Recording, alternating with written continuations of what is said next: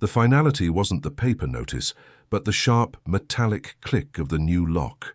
A cold sweat prickled Elena's skin as her stomach clenched into a painful knot of dread.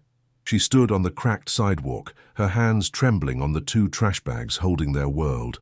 Her son, 10-year-old Leo, was silent, his face a mask of premature gravity. 6-year-old Maya clung to her leg, her small voice a needle in the haze of fear. "Mommy, can we get my doll?" Elena's throat closed around a lump of unshed tears. She couldn't speak. She led them to a bus bench and emptied her worn purse. The contents spilled onto the cold metal. 2 $20 bills, a 5, 2 singles, and a handful of coins. She counted them slowly, her fingers tracing the faded ink. $47. That was it. The sum total of her existence, the only shield between her children and the abyss. The city noise, horns, and a distant siren was muffled by the roaring in her ears. A wave of nausea surged in her throat, her heart hammered against her ribs, a frantic, trapped bird. The cold of the bench seeped through her thin jeans, a chilling preview of the coming night. She felt hollowed out, a ghost haunting the edge of her own life, invisible. There was one last, desperate call. Her fingers felt like lead as she dialed her ex-husband's number. His voice came through the speaker, cold and distant. "What is it, Elena?" She swallowed her pride, the words catching in her dry throat as she explained, her voice a whisper. The silence on the other end was heavy, suffocating. Then the reply, clipped and devoid of emotion. "That's not my problem anymore." The line went dead. The dial tone buzzed in her ear like a cruel insect. A single, hot tear traced a path down her cheek. The humiliation was a physical burn. The only other option was the city shelter. She could almost smell it. The sharp scent of cheap disinfectant failing to mask the odor of unwashed bodies and despair. She could hear the chorus of coughing, the quiet sobbing, the sudden angry shouts. The thought of bringing Leo and Maya into that place, of exposing them to that raw desperation, sent a tremor of pure terror through her. Her stomach, already aching with hunger, roiled with fresh sickness. No, she couldn't. Not her children. She pulled them closer, feeling Maya's small frame and Leo's tense shoulder. They were her responsibility. They were her only reason. The weight of it was a physical force, pressing down, stealing the air from her lungs. Elena stood up, the decision made in a moment of grim resolve. She hoisted the heavy trash bags, the plastic groaning under the weight of their possessions. Her muscles screamed in protest. They walked towards the edge of town, a slow, shuffling procession of the forgotten. Each step was a monumental effort. The bustling city streets felt alien and hostile. People flowed around them like a river around a stone, their eyes refusing to meet hers. She felt a profound invisibility, as if they had already faded into the grey backdrop of urban decay. They boarded a bus, the fare costing precious dollars. They sat at the back, the rhythmic jostling of the vehicle a somber lullaby. Elena watched the landscape transform through the grimy window. Gleaming skyscrapers gave way to boarded-up storefronts and lots filled with weeds and rubble. The air itself began to change. The smell of exhaust replaced by something older, a scent of damp earth, industrial decay, and rust. A lonely train horn echoed in the distance, a mournful sound that spoke to the desolation inside her. Her entire world had narrowed to a single, primal instinct. Find shelter. Find 4 walls. Survive the night. Anything to escape the open sky. The bus hissed to a stop at the end of the line, leaving them in an unnerving quiet. Before them lay a forgotten rail yard. Rows of defunct tracks disappeared into fields of tall, brown grass that rustled in the cold wind. The silence here was heavy, broken only by the wind and the distant hum of the city. Elena's gaze swept across the desolate landscape, her hope dwindling with the fading light. And then she saw it. Set apart on a short, disconnected siding was a single, derelict freight car. It was a hulking metal box, its original color lost beneath a thick coat of deep orange rust. It looked ancient, a monument to decay. Eleanor's breath caught in her chest. She could hear her own heartbeat, loud and unsteady in the stillness. "Are we staying here, Mom?" Leo's voice was small, filled with awe and fear. Elena looked from the rusted box to her son's worried face, and then to Maya, who shivered in the evening chill. A wave of profound shame washed over her, so powerful it made her dizzy. This was what she had been reduced to, a metal cage. But as the wind bit at her skin, she also felt a flicker of desperate relief. It had 4 walls and a roof. It was a shield, a place to hide from the world, a barrier against the coming darkness and the indifferent night. Getting the massive door to move was a battle. Eleanor threw her weight against the cold metal. It resisted, then gave way with a deafening shriek of scraping steel that echoed across the yard. The opening revealed a cavern of darkness. The air that rolled out was thick with the smell of decay, trapped dampness, and the metallic tang of rust, the scent of things long forgotten. Stepping inside was like entering a tomb. The cold was immediate and profound, a dampness that seeped into their bones. Maya whimpered, burying her face in Elena's coat. Leo stood frozen, his eyes wide in the gloom. Elena used her phone's dying light to scan their new home. The floor was a patchwork of grime, rust, and debris. The walls sweated with condensation. Using a spare shirt, she wiped a section of the floor clean. There was nowhere else to go. She lay down on the hard, freezing metal, pulling her children tightly against her. Their small, warm bodies were the only source of heat in the vast emptiness. She wrapped her thin jacket around them, her body aching with exhaustion and hunger. Listening to the wind howl outside, a lonely sound that matched the hollowness in her chest, she closed her eyes. It wasn't hope. It was the temporary suspension of absolute terror. For now, they were here. They were together. In the crushing darkness, it had to be enough. The first light of dawn was a pale, grey wash filtering through the grimy gaps in the door. Elena awoke not from a sound, but from the deep, aching cold that had settled into her bones. Her muscles were stiff, protesting the unyielding steel floor. Yet, as she opened her eyes, the first thing she saw was the peaceful, sleeping faces of her children, curled against her like small animals seeking warmth. Leo's arm was thrown over Maya, a protective gesture even in sleep. A fragile, painful tenderness swelled in Elena's chest. They had survived the night. They were not in a shelter, surrounded by coughing strangers and the palpable despair of others. They were alone. For the first time in weeks, she felt a microscopic sliver of control. This rusty box, this forgotten piece of junk, was theirs. It was a secret fortress. The thought, as insane as it was a tiny anchor in the swirling chaos of her mind. She could hear her own heart beating a slow, steady rhythm in the profound quiet, a stark contrast to the frantic panic of the day before. This was not a home, but it was a beginning. As her children slept on, Elena sat up, the movement sending a fresh wave of cold through her thin shirt. She listened. The city was a distant, muffled roar, an entirely separate world. Here, the sounds were different.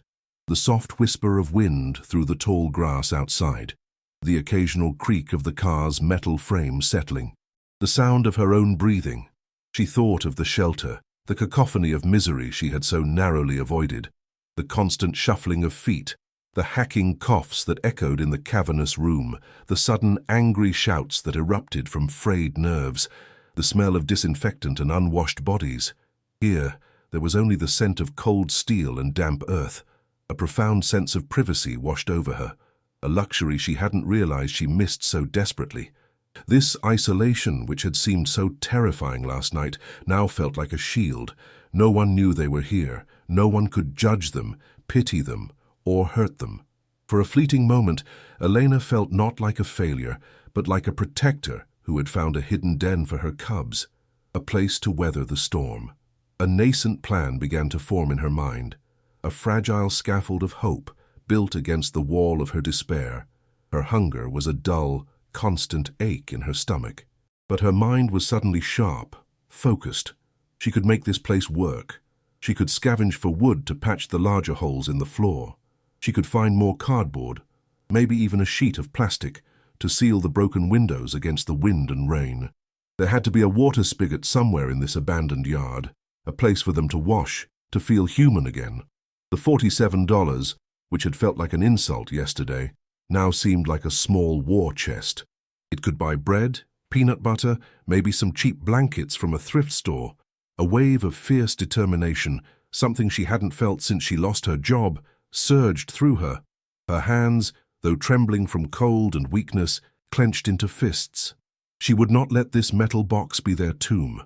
She would transform it. She would fight. The feeling was intoxicating, a powerful antidote to the helplessness that had been poisoning her spirit for weeks on end. The morning chill didn't last. As the sun climbed higher in the pale sky, its rays struck the rusted roof of the freight car with brutal efficiency. The metal began to tick and groan, expanding under the assault. Within an hour, the damp cold was banished, replaced by a dry, suffocating heat that baked the air inside the box. Elena felt sweat begin to prickle her forehead and the back of her neck. The air grew thick, heavy to breathe, carrying the amplified stench of old metal and something else. A sour, acrid smell of decay the cold had kept dormant. It clung to the back of her throat, making her stomach churn. Leo, who had been exploring with a child's curiosity, now sat listlessly, his face flushed. The faint spark of hope Elena had nurtured through the night began to waver, threatened by the oppressive, oven-like reality of their new shelter. This was not a sanctuary, it was a furnace. A deep anxiety started to uncoil in her gut. The day was pressing in, a physical weight of heat and despair. Now awake, the children were restless and afraid. "Mommy, it stinks," Maya whined, her small nose wrinkled in disgust. Elena forced a smile that felt brittle, like it might crack her face. "It's just an old smell, sweetie. We'll air it out." But she knew it was a lie. This was the smell of rot. She began a more thorough inspection, and her fleeting hope crumbled with every new discovery. She ran a hand along the corrugated metal wall, and a shower of orange rust flakes fell like dead skin, coating her fingers in a gritty powder. The floor wasn't just dirty. In several places, the steel had corroded completely through, revealing the gravel and weeds of the rail bed below. The previous occupants, likely other squatters, had patched these holes with scraps of plywood that were now soft and spongy with rot. When she put a little weight on one, it gave way with a sickening crunch, the sound echoing the collapse of her own resolve. Her heart sank into her stomach, a cold, heavy stone of dread. This place wasn't just dirty, it was actively decaying, falling apart around them. A sudden, strong gust of wind slammed against the side of the car, and the entire structure shuddered. A deep, groaning sound came from the metal, not the gentle creak of a house settling, but the strained, agonized moan of something on the verge of collapse. Maya screamed and grabbed Elena's leg, burying her face.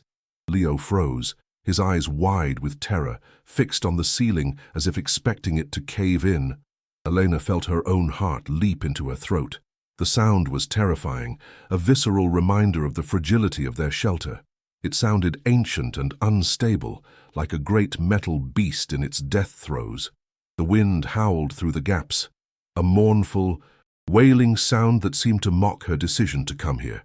Each gust was a physical blow, a reminder that they were not in a fortress, but a flimsy, rusted tin can at the mercy of the elements.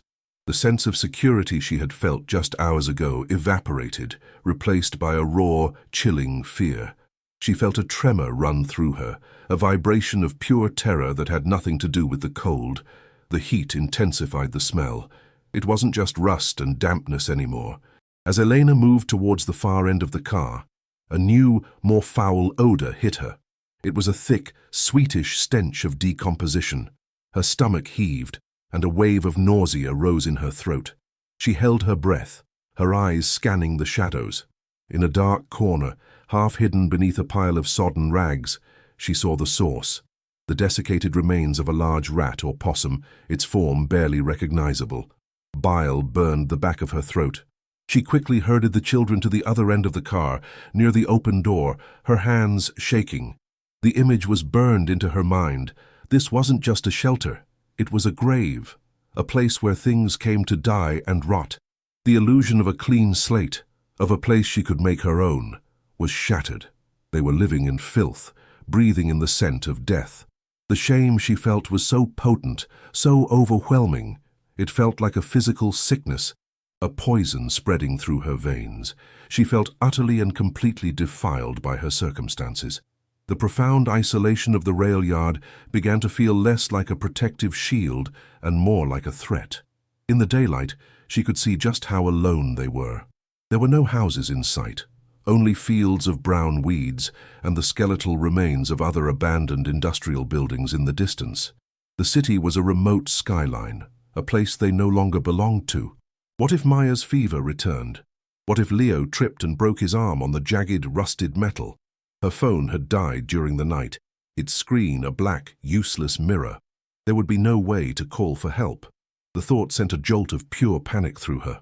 They could scream for hours, and the only thing that would hear them was the wind. The privacy that had seemed like a blessing was, in fact, their greatest vulnerability. They were completely cut off.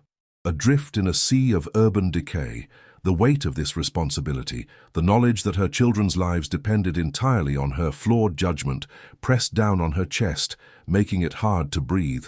Her heart hammered with a new, terrifying rhythm of what if. Leo, ever the stoic little man, tried to make the best of it. He found a long, sturdy stick and began poking at the less rotten parts of the floor, declaring he was testing the foundations like an engineer. "Don't worry, Mum.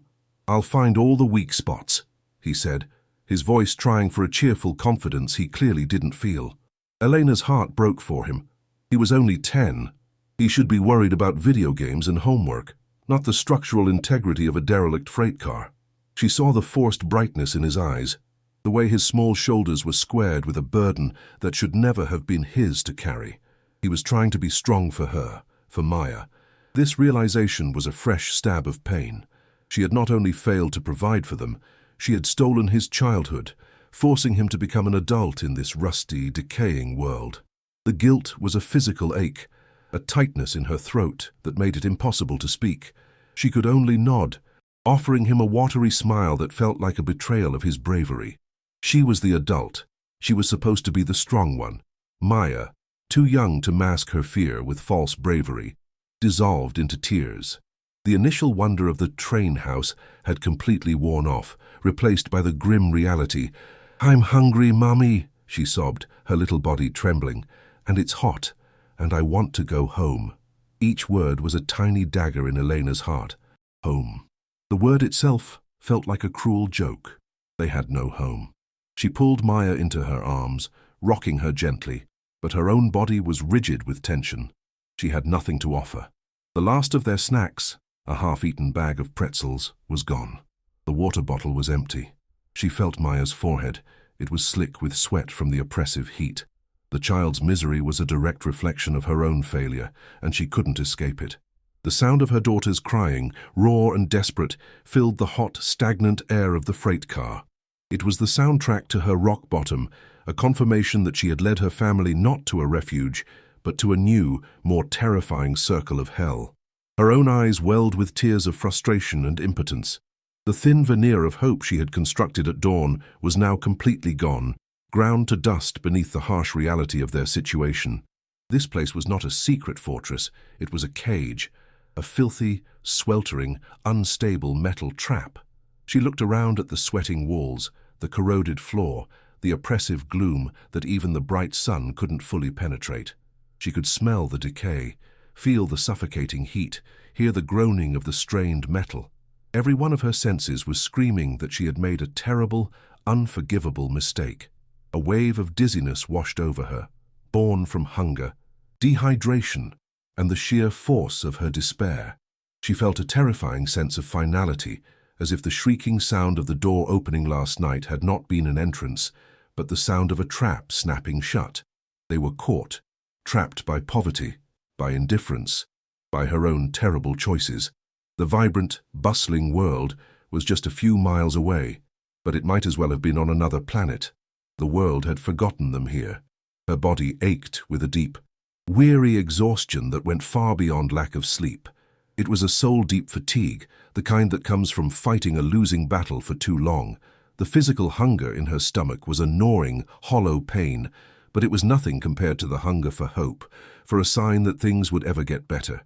There was none. The $47 felt like a pittance, an insult. It wouldn't even be enough for a single night in the cheapest, most run-down motel. It was just enough money to prolong their suffering, to buy a few more loaves of bread to eat in this wretched box. The energy she had felt just a few hours ago, the fierce determination to fight, was gone, replaced by a cold, crushing apathy. What was the point of patching holes in a structure that was fundamentally rotten? What was the point of fighting when the world had already passed its sentence on them? Her spirit felt as corroded and brittle as the rust that flaked off the walls. She had nothing left to give, nothing left to fight with. This was worse than being on the street. That realization hit her with the force of a physical blow. On the street, there was at least the illusion of movement, of possibility. There were other people, libraries, public fountains, the constant flow of life. There was a chance, however slim, that someone might see them, help them. Here, in this isolated metal coffin, they were utterly alone and invisible. They had been erased. The world would continue to turn without them, ignorant of the mother and two small children slowly baking in a forgotten rail yard. The profound loneliness of it was a crushing weight. She felt a despair so total, so absolute, that it seemed to blot out the sun. She looked at her children, Leo, trying to be brave, and Maya, now sleeping fitfully from exhaustion and heat, and she felt a surge of self-loathing so powerful it made her sick. She, their mother, their protector, had brought them to this. This was the shelter she had provided. It was a monument to her failure. Elena slid down the wall until she was sitting on the grimy floor, pulling her knees to her chest. The fight was gone. The tears she had been holding back for days finally came, not in loud, cleansing sobs, but in silent, hot streams that traced paths through the dirt on her cheeks. They were tears of rage, of shame, of a hopelessness so profound it felt like drowning. The heat was a physical presence. The stench of decay was the air she breathed, and the groaning of the car was the only answer to her silent screams. She wrapped her arms around herself, trying to hold the broken pieces of her life together, but it was no use. They had slipped through her fingers. She was at the bottom. There was nowhere left to fall. The initial, desperate relief of finding a roof over their heads had curdled into the most profound despair she had ever known. The freight car wasn't a false hope. It was a confirmation of her worst fear, that she was utterly, irrevocably lost, and she had dragged her children down with her into the suffocating darkness. She closed her eyes, wishing she could disappear. The world had shrunk to the dimensions of this oppressive metal box. Her past was a series of closed doors and dead ends. Her future was a terrifying, formless void. There was only the present moment, the suffocating heat, the gnawing hunger, the scent of rot, and the crushing weight of her failure. Apathy began to set in, a dangerous numbness that promised to extinguish the last embers of her will to survive. It would be so easy to just stay here, to let the heat and the hunger and the despair do their work. For a terrifying moment, the thought was a relief, the end of struggle.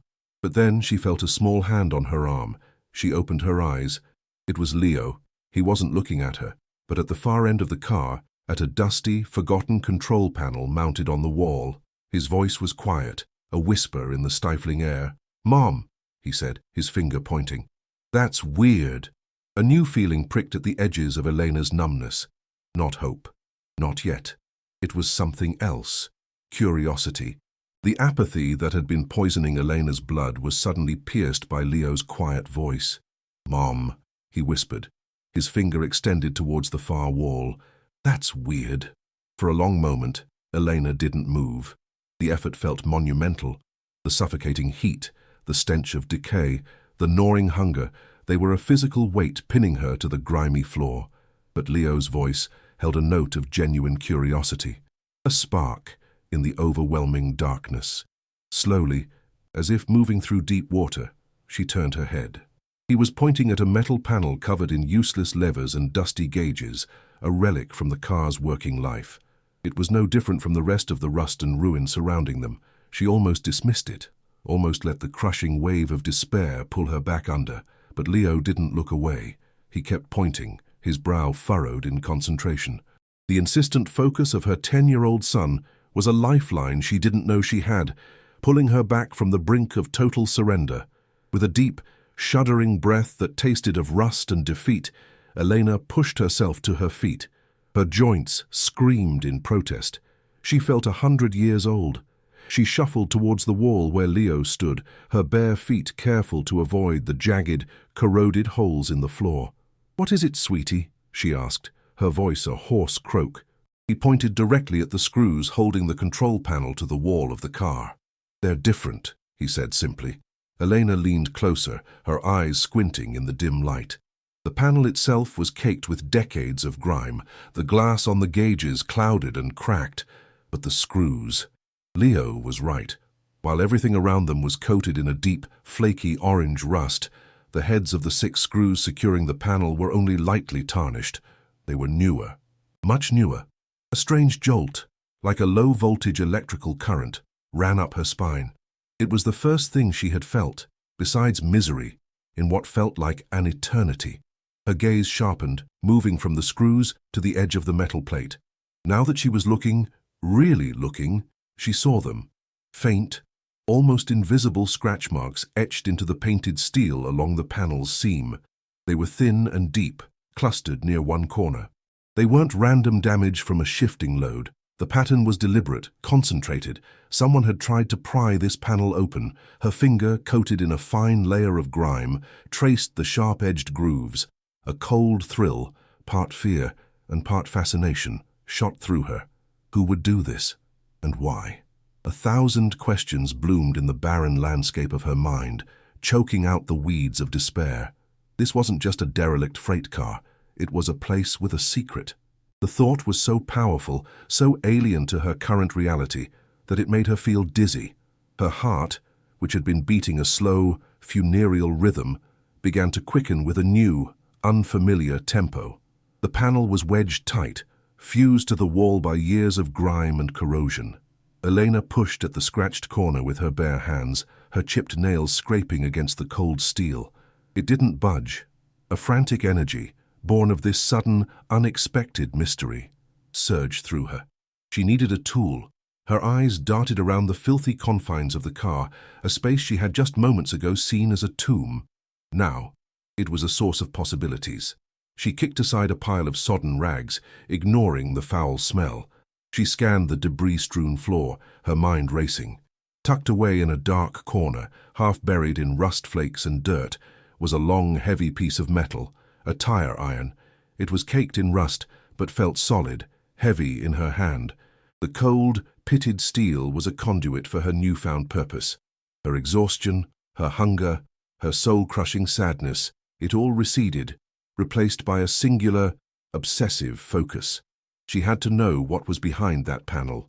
She wedged the flattened end of the tire iron into the gap she had seen, right where the scratches were deepest. She put her shoulder into it and pushed. The only sound was a faint metallic scrape and the grunt of her own exertion. The panel held fast. A fresh bead of sweat traced a path down her temple, stinging her eye. "Come on," she muttered through gritted teeth, the words a harsh whisper in the stillness. Maya had woken up and was watching her, her thumb in her mouth, her eyes wide with a mixture of fear and curiosity. Leo stood beside Elena, his small hand resting on her back, as if to offer his own meager strength. The sight of them, her audience in this bizarre drama, fueled her resolve. She repositioned the tire iron, getting a better angle, a deeper purchase. The raw, primal need to uncover this secret had become inextricably linked with her need to change their fate. If there was something here, anything, it was a disruption. And any disruption was better than the slow, agonizing decay of their current reality. Taking a deep, ragged breath, Elena threw her entire body weight against the tire iron. For a heart-stopping second, there was only resistance. Her muscles screamed, her arms trembling with the strain, and then it happened. A high-pitched, agonizing shriek of tortured metal split the air, a sound so loud it made Maya cry out. The panel, held captive for years, finally gave way. It didn't just pop off. It swung inwards on 2 small, well-oiled hinges that had been completely concealed, revealing a square of perfect, impenetrable blackness. The sudden movement sent a cascade of rust and dirt raining down onto the floor. Elena stumbled back, her heart hammering against her ribs like a trapped bird. She was breathing heavily, her chest heaving, the tire iron still clutched in her white-knuckled hand. The air that wafted out from the opening was different. It wasn't the smell of dampness and rot. It was a dry, clean scent, an impossible mixture of old paper, leather, and something else. A faint, chemical smell of oil. Elena knelt, her knees protesting as they hit the filthy floor. She peered into the void. It wasn't just a space between the walls. It was a meticulously constructed compartment, a hollow carved directly into the thick steel frame of the freight car itself. The interior was smooth, clean, and dry. Whoever had built this had done so with incredible skill and foresight, creating a small, hermetically sealed vault designed to protect its contents from time and the elements. The sheer intentionality of it was staggering. This wasn't the work of a random vagrant. This was planned. It was professional. This hidden space was a world away from the filth and decay that surrounded it. It was a pocket of order in a universe of chaos, a secret kept safe for decades, waiting. And now, she was the one who had found it. The realization sent a fresh tremor through her, a vibration of awe and a new, more profound kind of fear. Her eyes adjusted to the darkness within the compartment, and she saw it. Resting in the center of the clean metal floor was a small, dark bundle. It was wrapped in what looked like a thick, greasy cloth, the kind mechanics use, its surface slick and black. Her hand trembled as she reached into the opening, her fingers brushing against the cold, smooth steel of the compartment's interior. A part of her, the part that had been beaten down by life, screamed at her to stop, to close the panel and forget she ever saw this. Secrets like this were dangerous.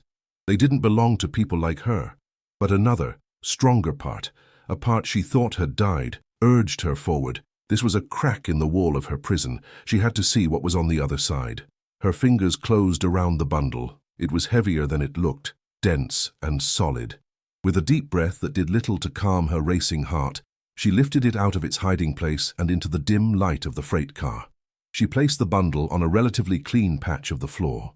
Leo and Maya crept closer, their earlier fear replaced by a silent, whole, breathless anticipation. The greasy oilcloth was cold and slightly sticky to the touch. It had been wrapped tightly, the folds precise, and tied with a length of thin wire. Her fingers, clumsy with adrenaline, struggled with the wire's knot. It wouldn't give. In a moment of impatient frenzy, she used the sharp edge of the tire iron to saw at the wire. It snapped with a faint ping. Carefully, she began to unwrap the oilcloth, fold by fold. The smell of oil and old leather grew stronger, a scent of purpose and secrets long held. A profound silence had fallen over the freight car, broken only by the rustling of the cloth and Maya's soft, shallow breathing. The entire world seemed to have shrunk to this small, greasy package on the floor, and the three desperate people huddled around it. Every second stretched into an eternity, thick with unspoken questions.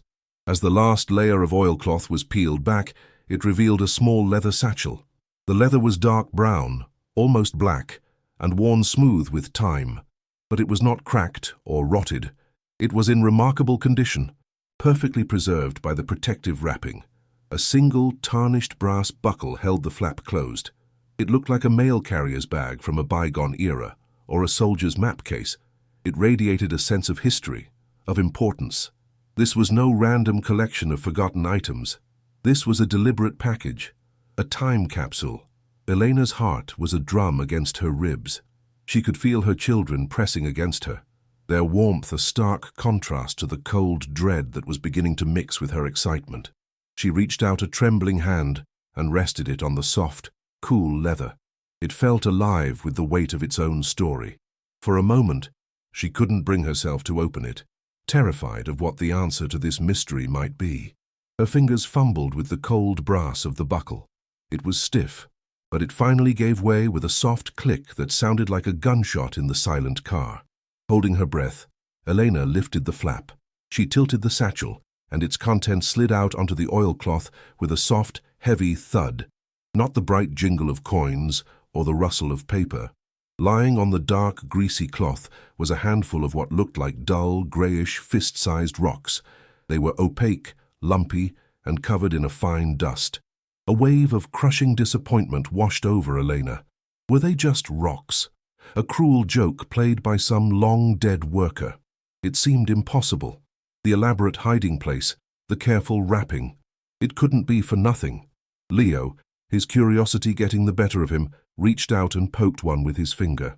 "They're just stupid rocks, Mom," he said, his voice laced with the disappointment she felt. But Elena kept staring, a flicker of doubt in her mind.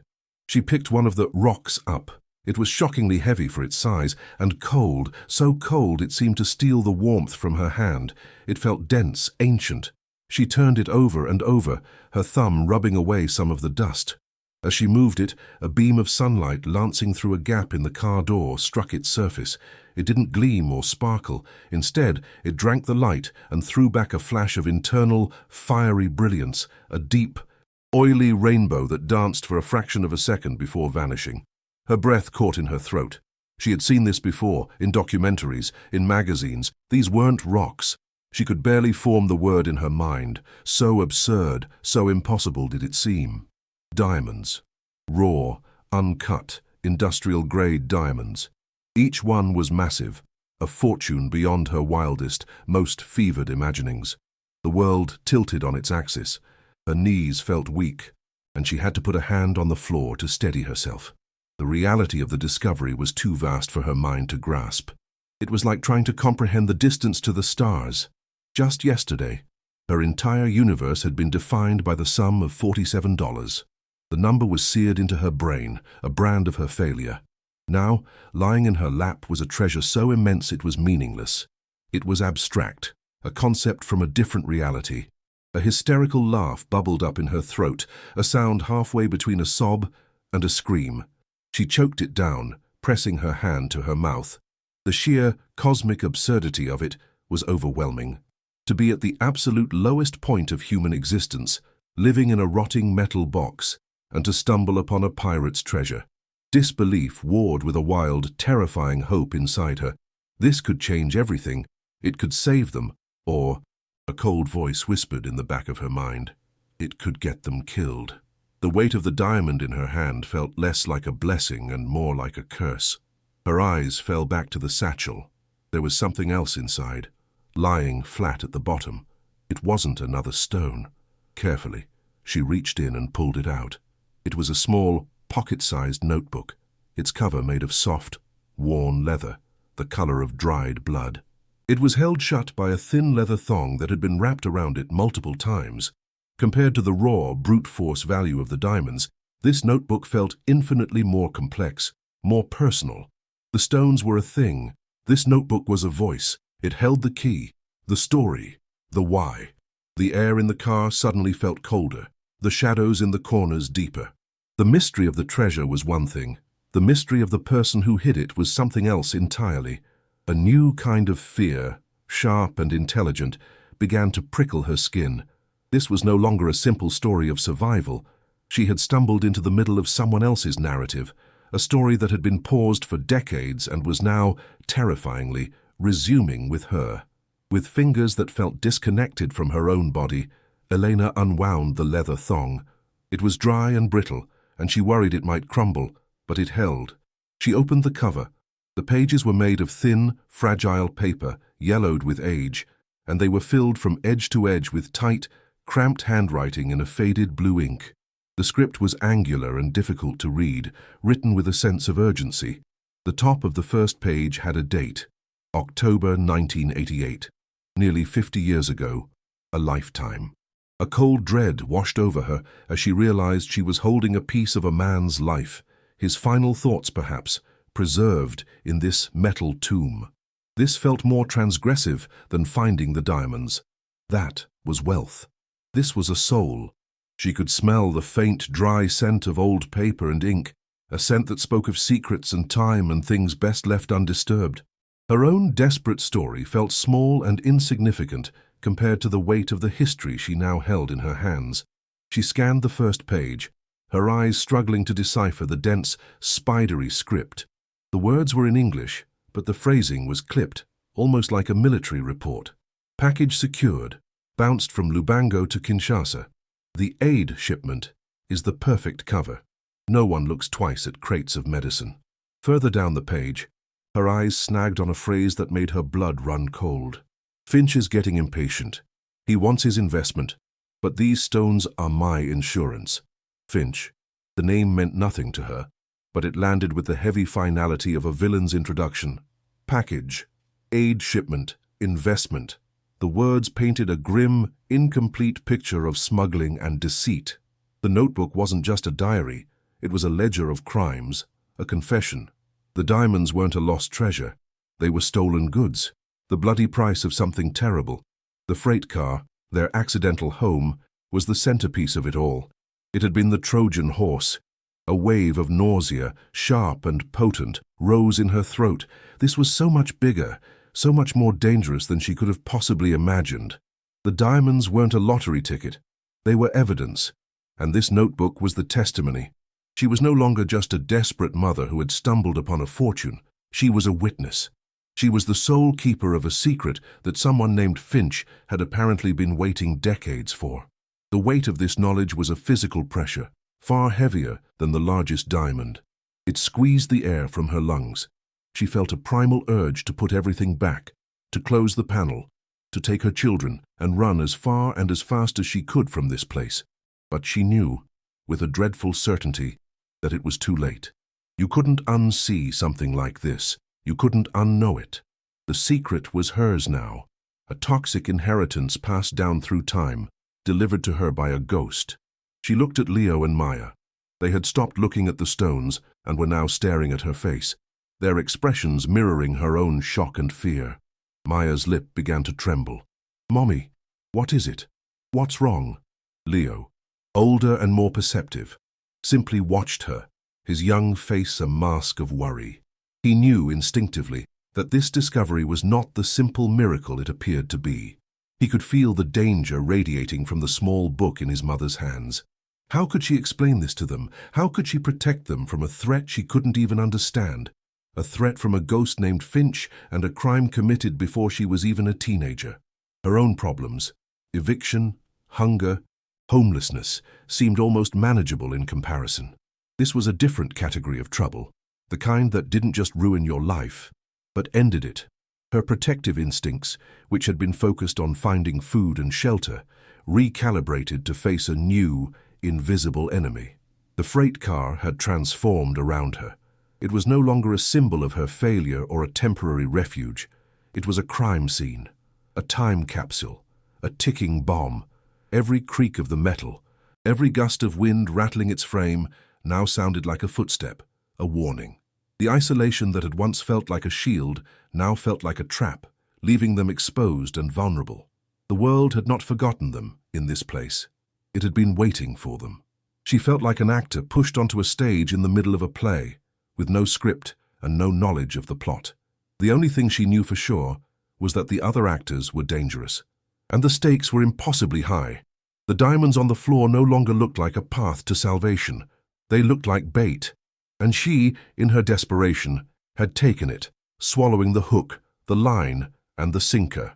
The story was in motion, and she and her children were now at its heart.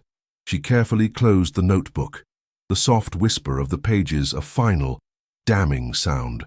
Her mind was a whirlwind of terror and impossible choices. What could she do? Go to the police. What would she say?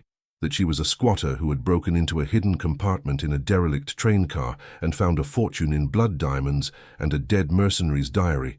They would think she was crazy, or worse. They would believe her. They would confiscate everything, and she and her children would be back where they started. Only now they would be entangled in a dangerous criminal investigation. The name Finch echoed in her mind. A man who dealt in smuggled diamonds from war zones was not someone who would be happy about his secrets being unearthed. The fear was a cold, metallic taste in her mouth, the taste of the tire iron she had used to pry open this Pandora's box. Her hands were shaking so badly she could barely function. With robotic movements, she gathered the heavy diamonds, their cold, hard surfaces feeling alien and obscene against her skin. She dropped them back into the leather satchel, their soft thuds counting out the rhythm of her new, terrifying reality. She placed the notebook on top of them. The combination of raw wealth and damning truth felt volatile. explosive. For a moment, she just stared at the satchel, the object that had, in the space of a few minutes, completely destroyed and remade her world. The path forward was a dark, treacherous road, shrouded in fog. She had no map, no guide. Only the dead words in a notebook and a handful of stones that bled history. She had come here seeking shelter from the storm of her life, only to find herself at the eye of a hurricane that had been gathering force for 30 years. She looked around the rusted interior of the freight car, at the grime and the decay, at the small, frightened faces of her children. This was her life. This was her reality. And this satchel, filled with impossible wealth and unspeakable secrets, was now the center of it. The despair she had felt an hour ago was a distant memory, a simple emotion from a simpler time. What she felt now was a complex cocktail of terror, awe, and a strange, unwelcome surge of power. She was no longer just a victim of circumstance. She was a player in a very dangerous game. She didn't know the rules, and she didn't know the other players, but she knew, with absolute certainty, that she was holding the winning hand and the losing hand all at once. Her heart hammered in her chest, a frantic, desperate beat against the profound, waiting silence of the rail yard. As the oppressive heat of the day finally began to recede, replaced by the creeping chill of twilight, Elena hid the leather satchel.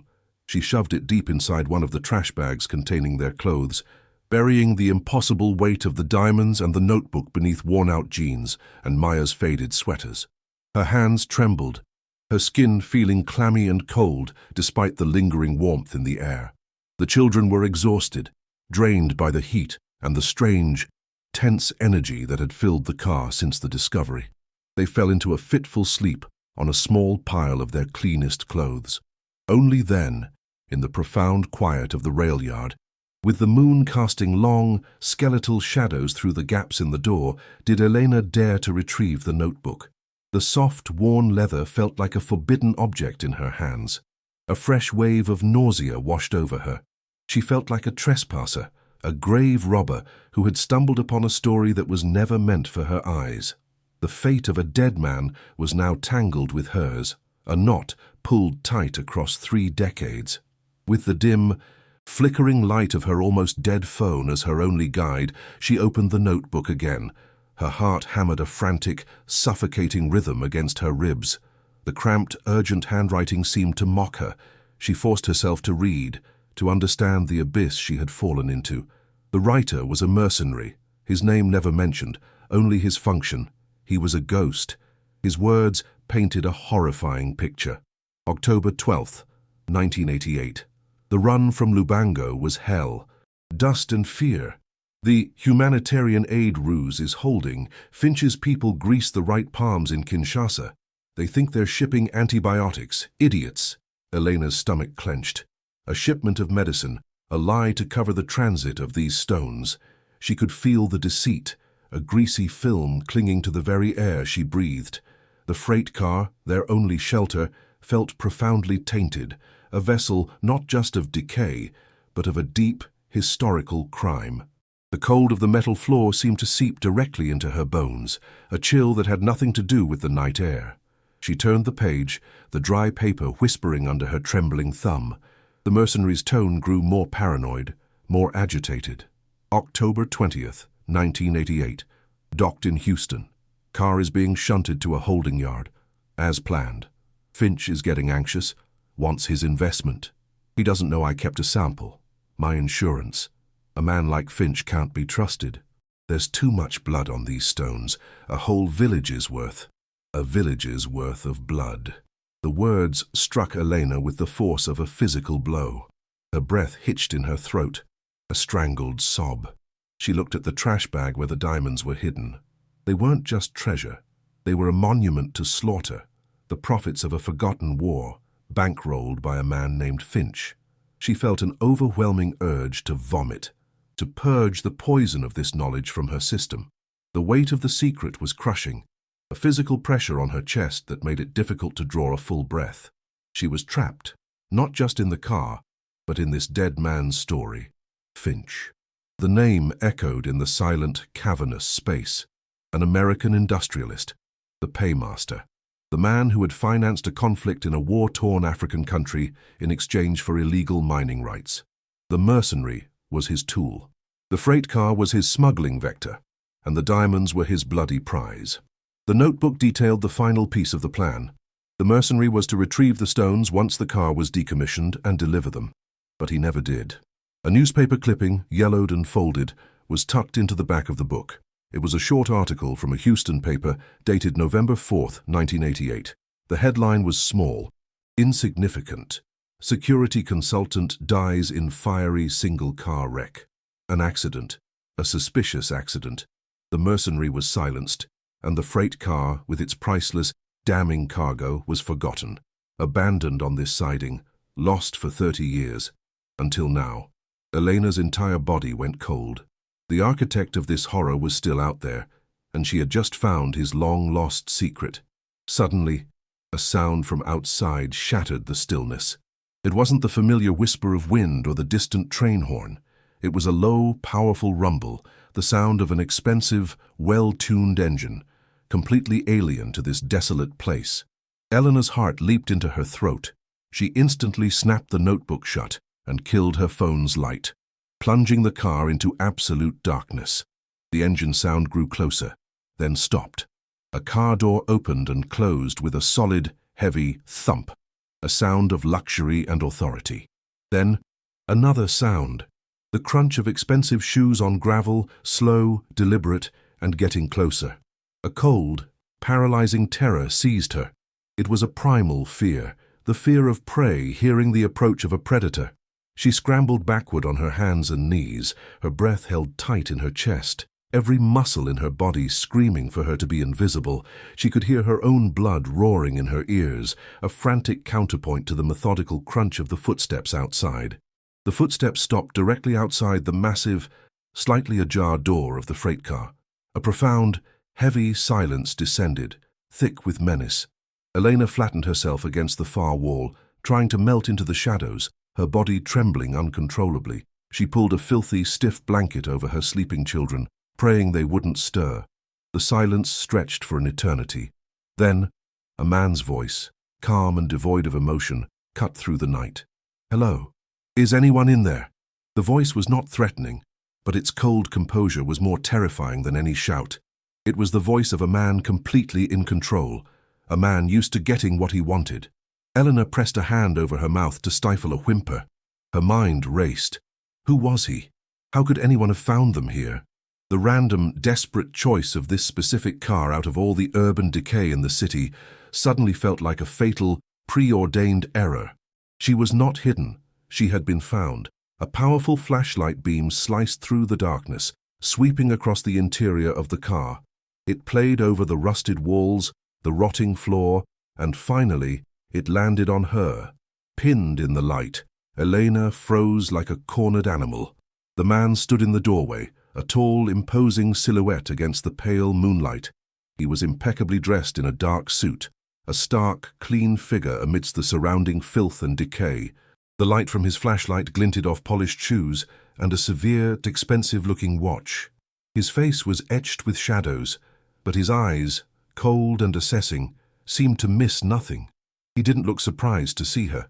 He looked as if he had expected it. "This is private property," he said, his voice still unnervingly calm. "You're trespassing." The man took a slow step inside, the scent of expensive cologne, a clean, sharp smell of citrus and cedar, momentarily overpowering the stench of rot. The intrusion felt like a physical violation. Elena found her voice, though it came out as a weak, reedy whisper. We have nowhere else to go. We'll be gone in the morning." She tried to sound harmless, pathetic, a non-threat. The man's gaze lingered on her, then swept the car again, more slowly this time. His eyes seemed to catalogue every piece of debris, every shadow. He looked less like a security guard and more like an inspector, a detective searching for something specific. "My employer has recently acquired all the land in this yard," he said, his voice smooth as polished stone. "A major development project. Everything here is scheduled for demolition." His name, he said, was Larson. He was head of corporate security for Finch Global. Finch, The name hit Elena like a physical blow, stealing the air from her lungs. A wave of dizziness made the flashlight beam swim before her eyes. It couldn't be a coincidence. It was impossible. He was here for the car. He was here for the diamonds. Larson took another step closer, his cold eyes fixed on her face, searching for a reaction. My employer, Mr. Finch, is a generous man. He understands that people fall on hard times. He's authorized me to offer you $500 to vacate the premises immediately. A gesture of goodwill. You understand. $500. The sum, which would have felt like a miracle yesterday, now felt like an insult, a trap. It was hush money, go-away money. Eleanor's throat felt as if it were packed with sand. She couldn't speak. Her mind was screaming. He knows. He knows. He knows. This wasn't a random encounter. For 30 years, Alistair Finch had been searching for this car, and now his man was standing in it, his calm, predatory gaze sweeping over the place where a world-changing secret was hidden. The oppressive atmosphere in the car became suffocating, thick with unspoken knowledge and lethal intent. Her desperation had led her straight into the dragon's lair. "Have you been in here long?" Larson asked, his tone casual, but his eyes were sharp, analytical. The flashlight beam moved from her face and began a slow, deliberate tour of the car's interior. It lingered on the far wall, near the control panel. "It's an old car. Lots of nooks and crannies. You haven't found anything unusual, have you? Sometimes workers leave things behind. Old tools, personal effects." Each word was carefully chosen, a gentle probe searching for a weak spot. A cold sweat trickled down Elena's back. The question hung in the air between them, shimmering with menace. He was asking about the compartment. He was asking about the satchel. Her heart was a wild, panicked drum against her ribs. She felt as if she was standing on a precipice in the dark, with one wrong word sending her and her children plunging into the abyss. She had to lie, and the lie had to be perfect. The survival of her family depended on it. She could feel his gaze trying to peel back the layers of her fear to see the truth. She shook her head, trying to make the gesture look natural, dismissive. "No, nothing, just rust and dirt." She forced the words out, her voice trembling despite her best efforts. She clutched the rough blanket covering her children, her knuckles white. Larson stared at her for a long, silent moment, his expression unreadable. The silence was a weapon, designed to unnerve her, to make her crack. The powerful beam of his flashlight didn't waver. "I see," he finally said, the two words dripping with disbelief. He took a step back towards the door, but the sense of danger didn't recede, it intensified. He paused at the threshold, turning to face her one last time. The flashlight beam illuminated the lower half of his face, revealing a thin, cruel smile that did not reach his cold eyes. He had seen the terror in her face, and he knew she was lying. He didn't need a confession. He had his answer. The game had begun, and she had just revealed her hand without even knowing it. "My employer is very keen on clearing this area quickly," Larson said, his voice dropping to a low, confidential tone that was more menacing than any shout. "Demolition can be a messy business. Heavy machinery, unexpected collapses. It's a dangerous environment." He paused, letting the implication hang in the foul air. "For your family's safety, it would be wise for you to take the offer and be gone by sunrise. Things can get misplaced in the chaos. Sometimes, things and people get crushed." The threat was no longer veiled. It was a clear, brutal promise. He wasn't just telling her to leave. He was telling her what would happen if she didn't. He was promising to destroy the car and anyone who might be inside it. A tremor of pure, unadulterated terror ran through Elena. This man, this messenger from the Ghost Finch, would not hesitate to kill her and her children to protect his master's secret. The world she knew had been violently and irrevocably torn away. Larson didn't wait for a reply. He turned and walked away, his footsteps crunching on the gravel with the same slow, deliberate rhythm as before. A moment later, the car engine rumbled to life, and the headlights cut a swath through the darkness before disappearing, leaving Eleanor alone in a silence that was now filled with a new and terrible weight. She remained frozen for a long time, her body rigid with fear, listening to the fading sound of the engine. The $500 he had mentioned was an illusion. The choice was not about money. It was about survival. He knew she had found something. He didn't know what, precisely, but he knew enough, and he would be back. The sun would rise in a few hours, and with it would come the heavy machinery, the chaos, and the fulfillment of his promise. The freight car, their only refuge, had officially become a death trap. The walls, which had seemed like a shield, were now the jaws of a compactor, slowly closing in. The weight of her new reality settled upon her, a cold, suffocating blanket of dread. In one hand, she held a treasure that could buy her and her children a new life, a future free from hunger and fear. In the other, she held a secret that had brought a monster to her door. The two were inextricably linked, a package deal of salvation and damnation. To use the diamonds, she had to survive Finch. To survive Finch, she might have to abandon the diamonds and the only proof of his crimes, and run. But where could she run where a man that powerful couldn't find her? She was a ghost in the system, a homeless single mother with 2 children. He was an industrialist with immense power and resources, a man who had covered up war crimes for 3 decades. She was utterly, terrifyingly outmatched. The scale of her predicament was dizzying, a sheer cliff face with no handholds. The simple, brutal desperation of yesterday seemed like a lost paradise. She was trapped between 2 impossible choices, each leading to a different kind of destruction. She could take her children and run into the night with nothing, returning to the slow, grinding death of poverty and homelessness, forever looking over her shoulder. Or she could stay, try to fight, and risk a swift, violent end for all of them under the crushing force of Finch's ambition. The diamonds were a poisoned chalice, offering a cure that would almost certainly kill her. The notebook was a bomb she was holding, its timer ticking down to 0. The lives of her children, Leo and Maya, sleeping innocently in the filth, rested entirely on the decision she would make in the next few hours. The weight of it was unbearable, a physical pressure that threatened to shatter her mind. The moonlit rail yard was no longer just a desolate landscape. It was a chessboard, and she had just been put in checkmate. What would you do in her place? Would you guard the secret, hoping to somehow use it? Or would you risk everything for the slim chance of justice? The engine's roar faded into the oppressive silence, leaving a vacuum that was instantly filled by the frantic pounding of Elena's own heart. She remained frozen against the far wall, the rough, cold metal a stark contrast to the fire of terror racing through her veins. The air itself felt different, charged with the residue of Larsen's threat. Crushed. The word echoed in the cavernous space, a brutal promise that stripped the air from her lungs. She listened, every nerve-ending screaming, to the sounds of the night. The gentle rustle of the wind in the tall grass no longer sounded lonely. It sounded like whispers. The distant hum of the city no longer sounded remote. It sounded like a world she could never reach again.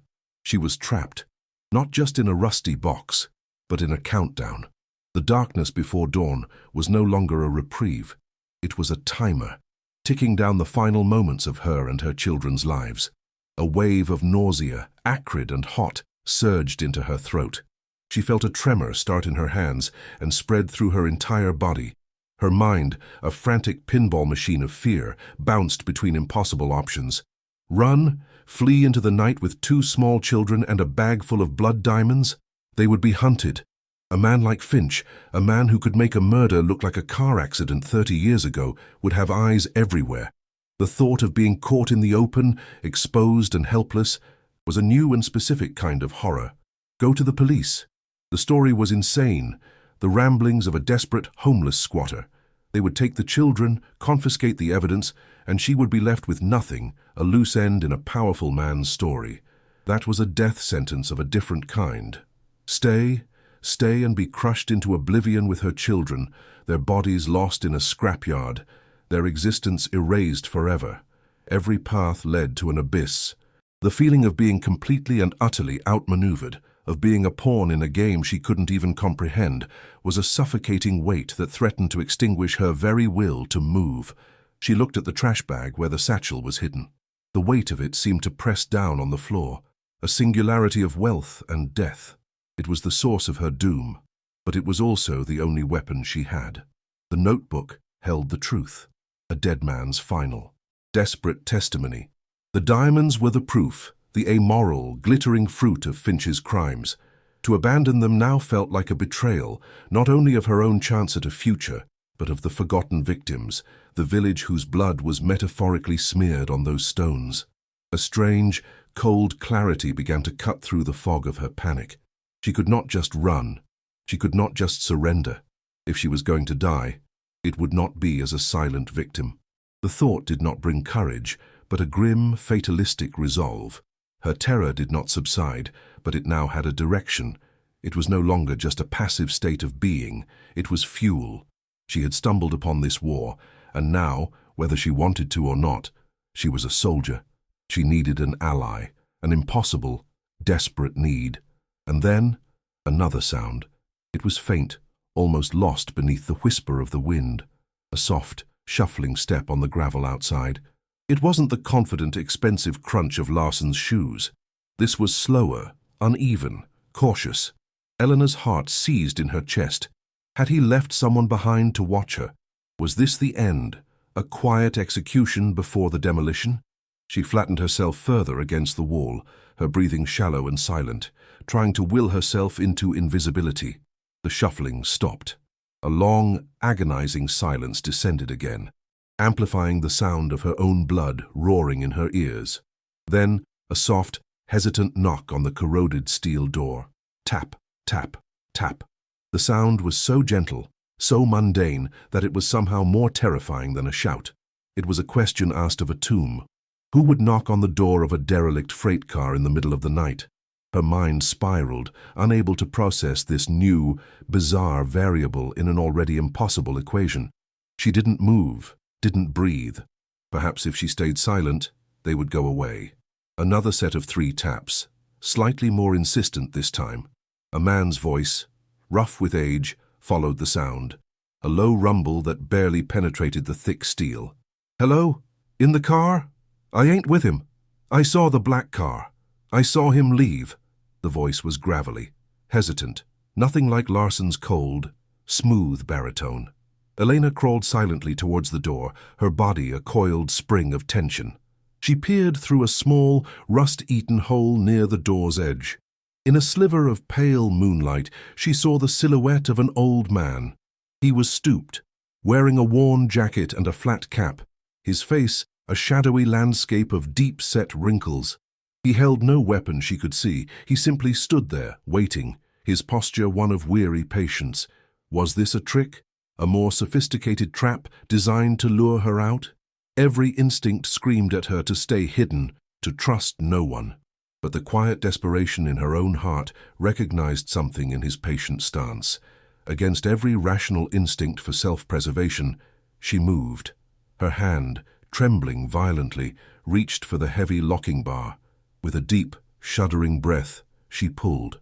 The door screeched open a few inches, the sound deafening in the stillness. The old man didn't flinch. He simply stood there, his face now more clearly visible. It was a kind face, but his eyes were sharp, intelligent and deeply wary. They took in her terrified expression, the filthy interior of the car behind her, the sleeping forms of her children.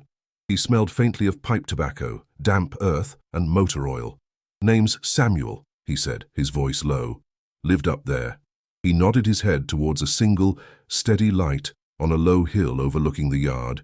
"For 52 years. Used to be the foreman here. I watch this yard. I see everything. I know trouble when it comes dressed in a $5,000 suit. What did he want with you, miss?" His directness was disarming. There was no artifice, just a deep, weary knowledge of the world's darker currents. Elena's throat was tight with fear, the words trapped behind a wall of suspicion. Why should she trust him? He was a stranger, a ghost from the night. But Larsson's threat was a certainty. Sunrise was a death sentence. This man, this relic from the rail yard's past was a variable, an unknown, and an unknown was better than a certainty of death. He told us to leave," she stammered, her voice a reedy whisper. "He said they're tearing this place down.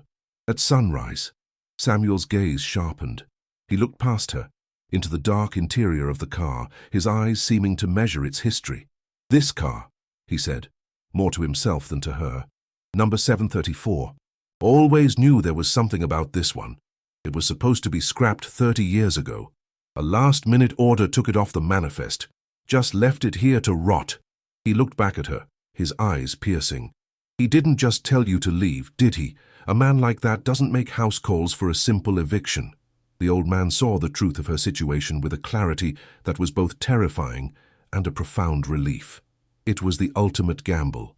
Her life, and the lives of her children, balanced on the knife's edge of this moment. She could trust him, or she could die alone.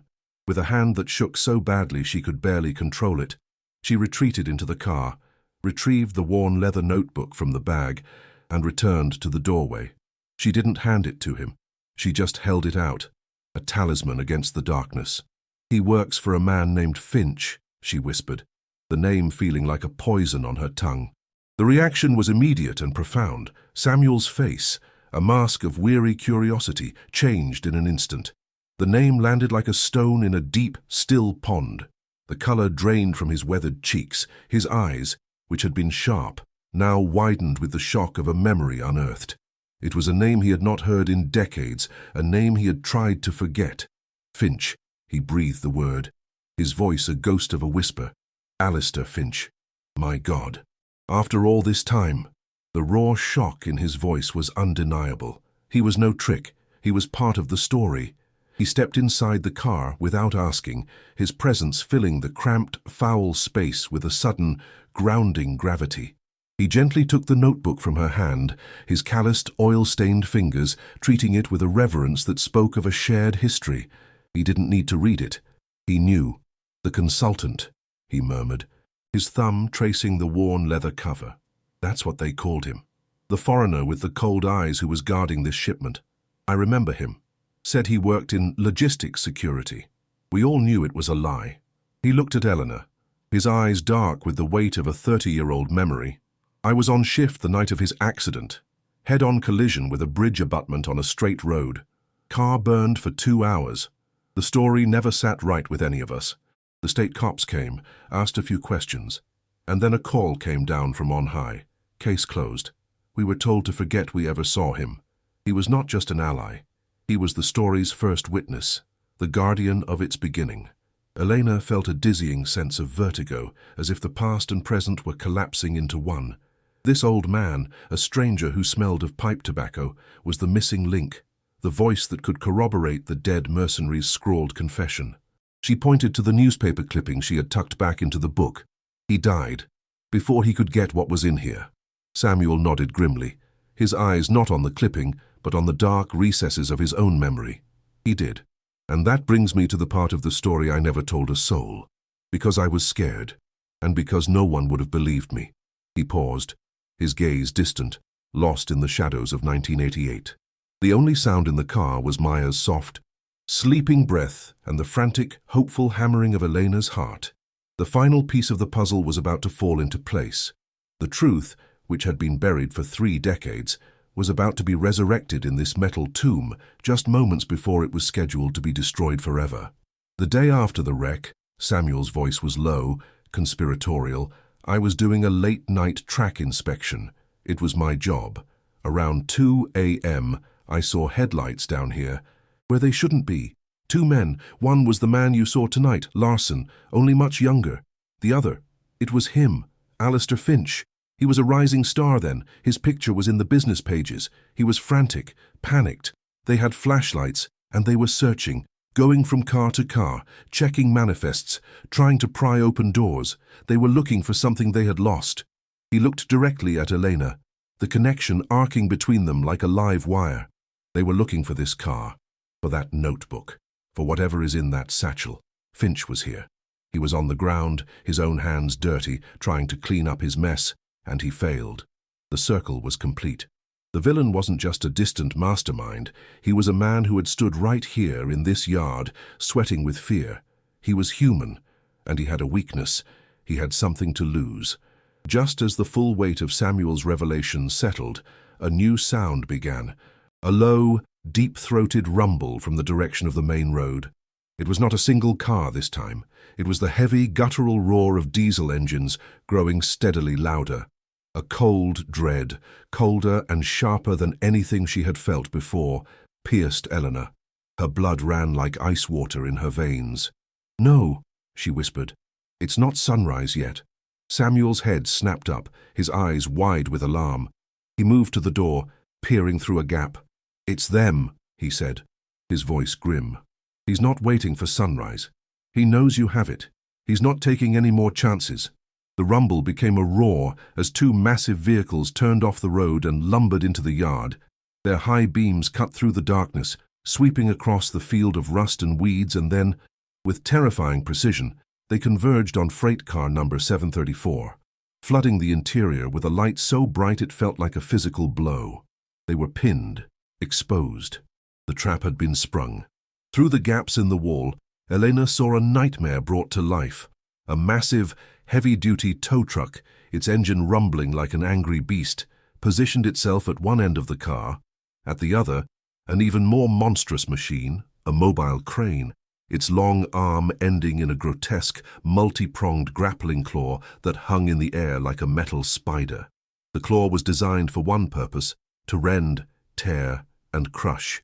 The light from their headlamps was blinding, turning the interior of the car into a starkly lit stage. All shadows were banished, all hiding places erased. Larson swung out of the passenger seat of the tow truck. He was no longer trying to be subtle.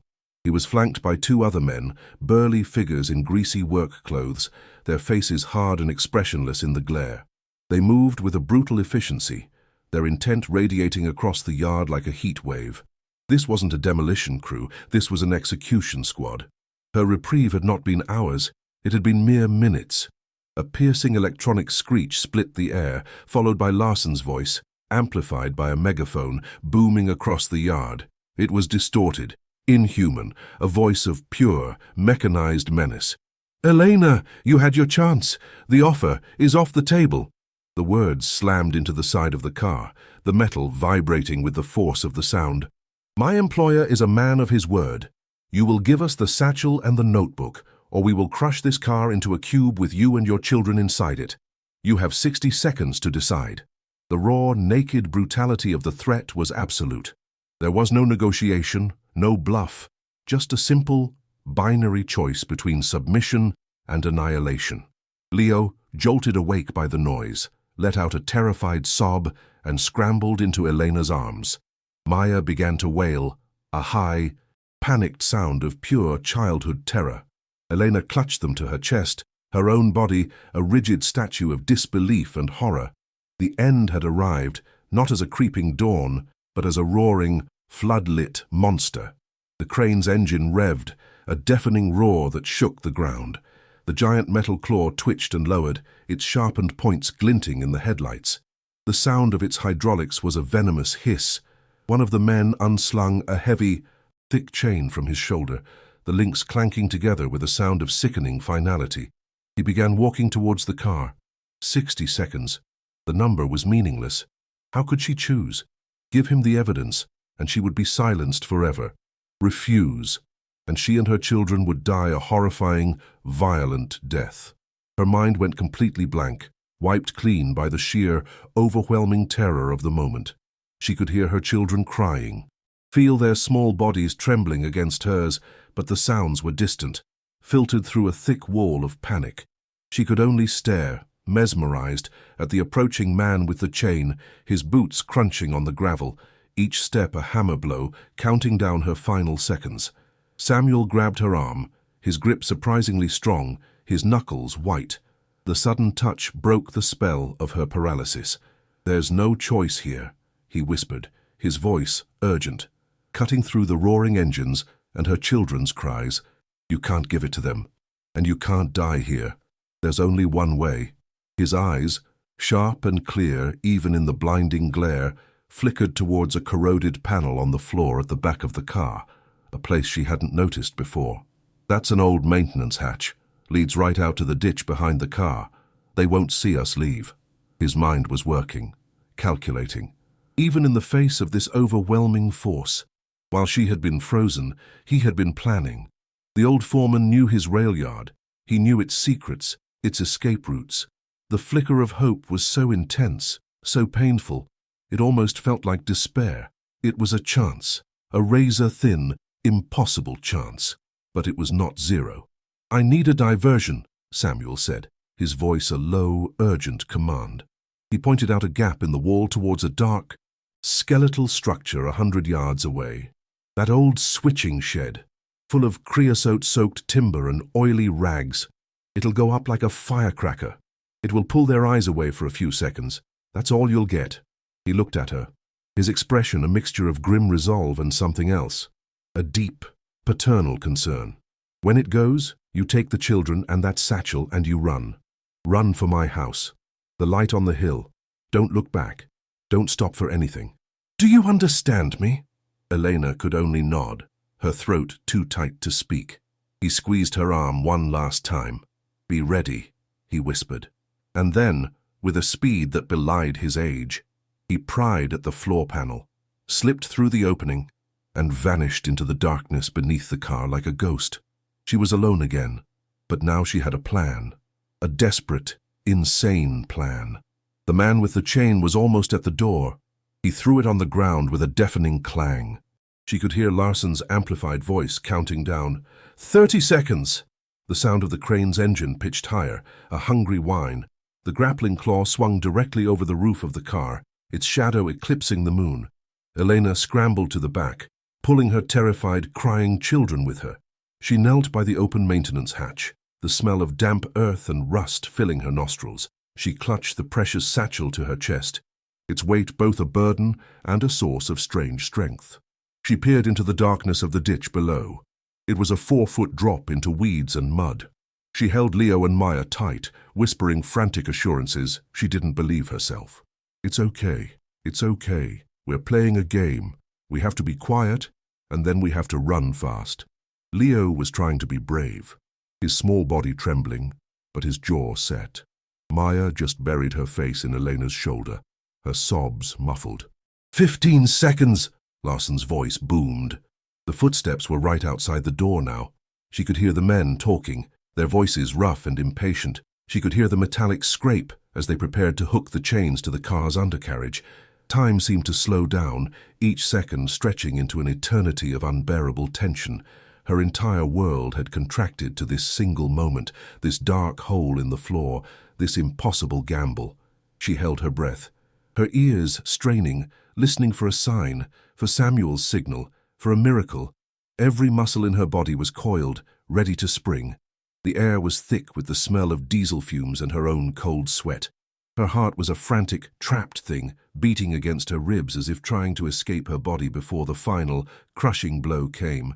She closed her eyes and prayed to a God she hadn't spoken to in years. And then it came.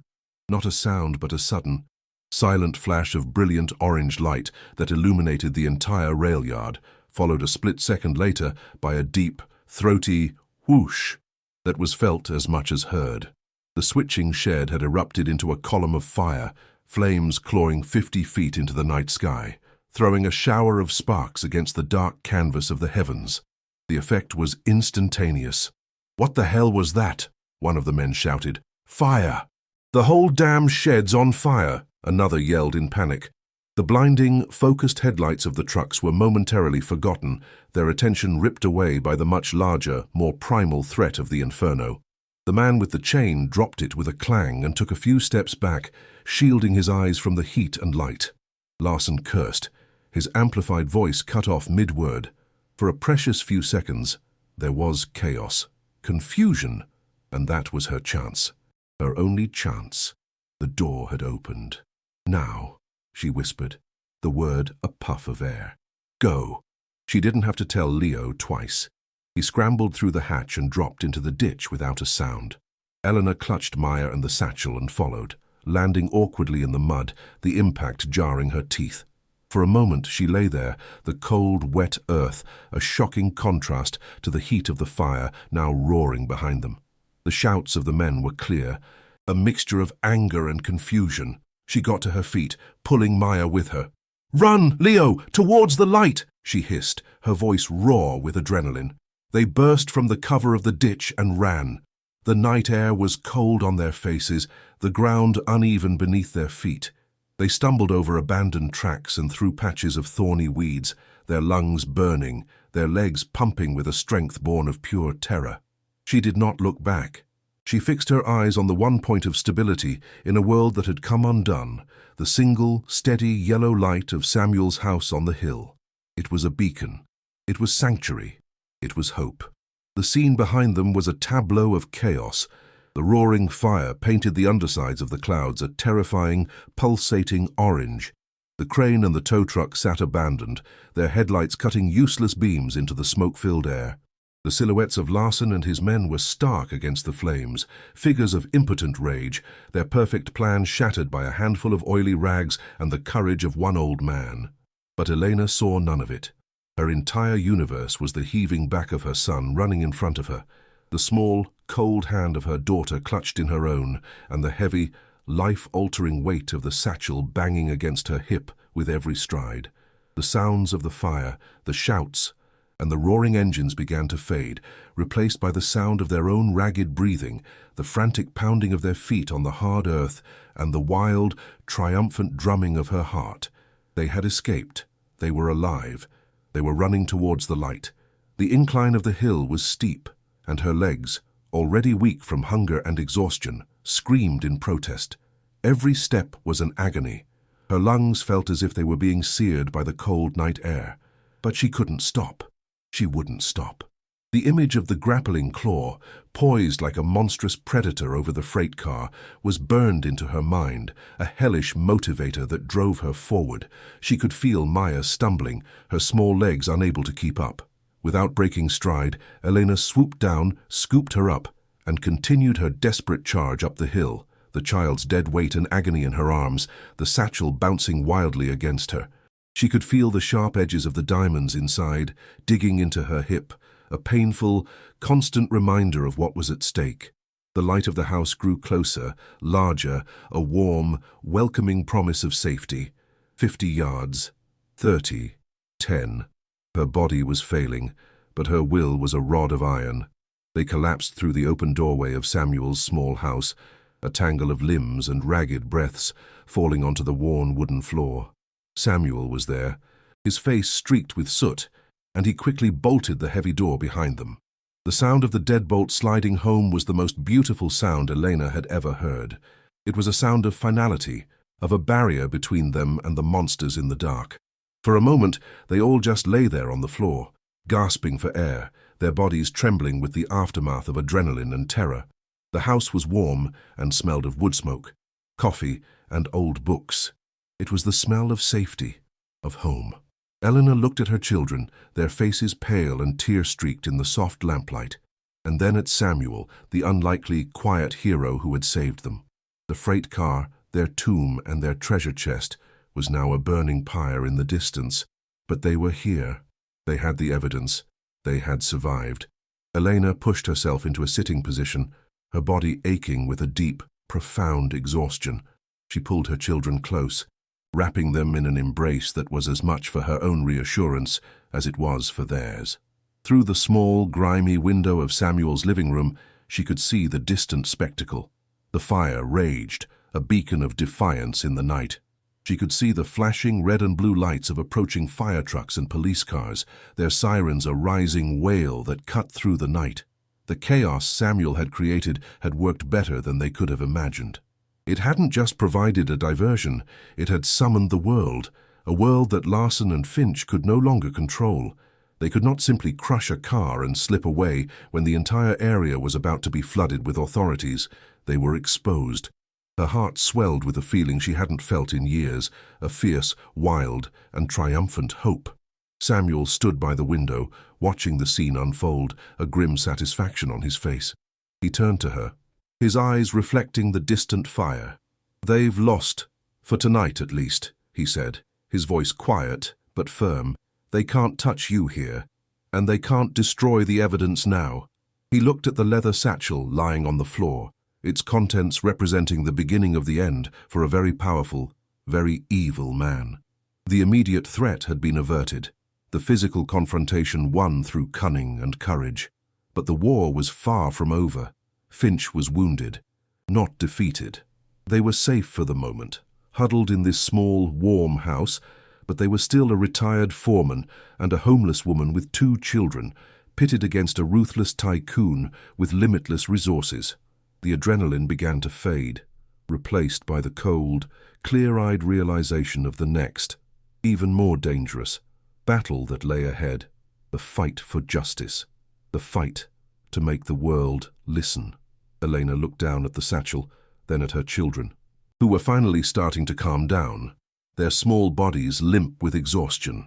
She had faced the monster and, with the help of an unexpected friend, she had escaped. She had done the impossible. She had protected her children and saved the evidence that could bring a decades-old crime to light. The weight of her past failures seemed to lift, replaced by the heavy but noble burden of her new purpose. She was no longer just a victim fighting for survival. She was a witness fighting for something bigger than herself. The path ahead was terrifying and uncertain, but for the first time since the lock had clicked shut on her apartment door, she felt a sense of power. It wasn't the power of money from the diamonds. It was the power of truth, held in a dead man's notebook, and the power of a mother's unyielding will to protect her young. The night was not over, but a new dawn was coming. While the distant wail of sirens grew into a chorus, Samuel moved with a calm urgency that belied the chaos outside. He ignored the flashing lights painting the walls and walked to a cluttered roll-top desk, pulling out an old, scarred burner phone. The plastic creaked in his hand. "The locals are compromised," he stated, his voice a low rumble. "Finch has had 30 years to seed this ground with his money and his influence." Elena, huddled on a threadbare rug with her children, felt a fresh wave of ice-cold dread. Her body ached with a profound, bone-deep exhaustion, but her mind was a live wire, crackling with the aftermath of terror. Samuel punched in a number from memory. "There's an investigative journalist I know, David Renard. We crossed paths during a union dispute years ago. He's stubborn, he hates men like Finch, and most importantly, he doesn't scare easy." The phone began to ring. A faint, tinny sound that felt like the last desperate signal from a sinking ship. A final, improbable prayer sent out into the vast, indifferent darkness of the night. David Renard arrived less than an hour later, his car a nondescript sedan that he parked half a mile down the road. He was a man in his late 40s, with tired eyes that had seen too much, and a rumpled coat that smelled of stale coffee and cigarettes. He listened to Samuel's frantic, abbreviated story with a practiced skepticism, his expression a carefully neutral mask. But when Elena, her hands shaking so violently she could barely function, unzipped the leather satchel on the floor, the mask cracked. She didn't show him the whole cache. She took out just one of the raw diamonds and the mercenary's worn notebook. She placed them on the scarred wooden table between them. The stone was dull, a lump of greyish rock under the dim lamplight, but the notebook felt alive with its toxic history. Renard picked up the diamond, his journalist's cynicism evaporating as he felt its impossible weight, its unnatural coldness. His eyes widened. He opened the notebook, and his breath caught as he read the first entry. The skepticism was gone, replaced by a dawning awe. "My God," Renard whispered, his voice hoarse as he looked up from the notebook, his eyes locking with Elena's. He saw not a crazed squatter, but the terrified, resolute keeper of a bombshell story. He immediately pulled out his own phone, scrolling through his contacts with a renewed, predatory energy. He bypassed his editor, bypassed all local numbers. His finger hovered over a name. "This is bigger than a headline. This is a matter of international law. Finch will have his lawyers and fixers trying to kill this story before it even breathes." He made the call. Eleanor could only hear his side of the hushed, urgent conversation to us, a series of electrifying fragments that sketched the outline of their salvation. Yes, the real thing, blood diamonds, a written confession, links Alistair Finch directly to the Andulo conflict. No, the witness is secure. This needs to be handled at the federal level, maybe even The Hague. He was no longer just a journalist. He was an instrument of justice, activating a network so powerful that even a titan like Finch could not escape it.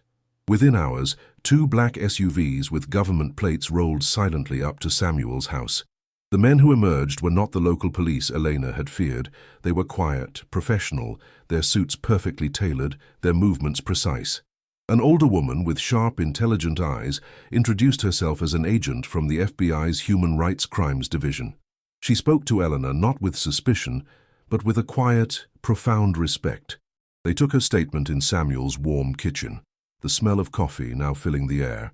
As she recounted the events, from the discovery of the panel to Larson's final, brutal threat, she felt a seismic shift inside her. She was no longer a victim being interrogated, but a witness giving testimony. They documented the notebook and the diamonds with meticulous care, each item sealed in an evidence bag, transforming them from a curse into a weapon. For the first time in years, Eleanor felt the weight of the system not pressing down on her, but lifting her up. She was no longer invisible. She was seen, she was heard, and she was believed. The arrest of Alistair Finch was not a quiet affair. It was a spectacle of federal power, broadcast live on every news channel. Elena, Samuel, and the children watched on a small television in the protected federal safe house they had been moved to.